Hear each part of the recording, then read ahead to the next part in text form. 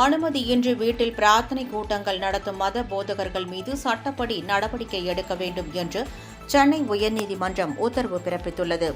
திருவாரூர் மாவட்டம் குடவாசலை அடுத்த அத்திக்கடை பகுதியில் ஒரு வீட்டை மத போதகர் ஜோசப் வில்சன் என்பவர் கடந்த 2023ஆம் ஆண்டு விலைக்கு வாங்கினார்.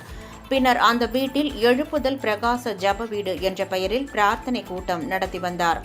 இதற்கு அந்த பகுதியில் உள்ள பொதுமக்கள் மற்றும் இந்து அமைப்புகள் கடும் எதிர்ப்பு தெரிவித்ததை அடுத்து ஜோசப் வில்சன் திருவாரூர் மாவட்ட ஆட்சியரிடம் பிரார்த்தனை கூட்டம் நடத்த அனுமதி கோரி விண்ணப்பித்தார்.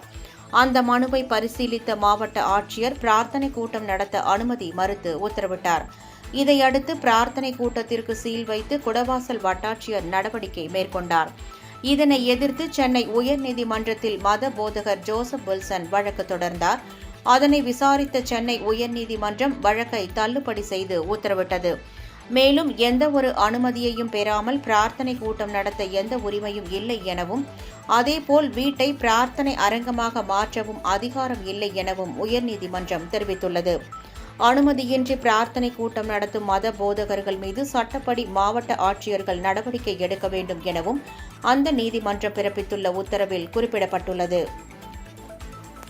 சட்டம் தன் கடமையை செய்துள்ளதற்கு சென்னை உயர்நீதிமன்றத்தால் பல நீதிகள் நிலைநாட்டப்படுகிறது என்பது ஒரு நன்றிக்குரிய விஷயமாக இந்த இடத்திலே பதிவு செய்கின்றோம்.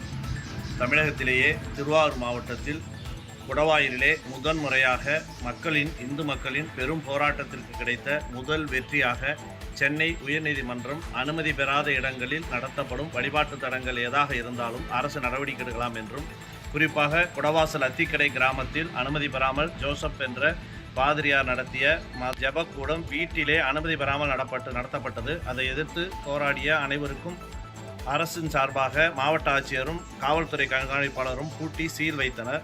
அதை எதிர்த்து ஜோசப் அவர்கள் மேல்முறையீடு செய்தார். அதை சென்னை உயர்நீதிமன்றம் மாவட்ட தலைமை செய்தது சரி என்றும், அனுமதி பெறாமல் நடத்தப்பட்ட அந்த ஜப கூட்டத்தை வீட்டில் நடத்தியது தவறு, அதை பூட்டியது சரியான முடிவு என்று அறிவித்துள்ளது. இதற்கு தமிழக அரசிற்கும் உயர்நீதிமன்றத்திற்கும் வழக்கறிஞர்கள் சார்பாகவும் மேலும் இந்து மக்கள் சார்பாகவும் மனமார்ந்த நன்றியை தெரிவித்து, தர்மத்தின் வாழ்வதனை சூதுகவும் ஆனால் தர்மமே வெல்லும் என்பதை நிலைநாட்டி மண்ணில் நீதி கிடைத்ததற்கு அனைவருக்கும் நன்றி.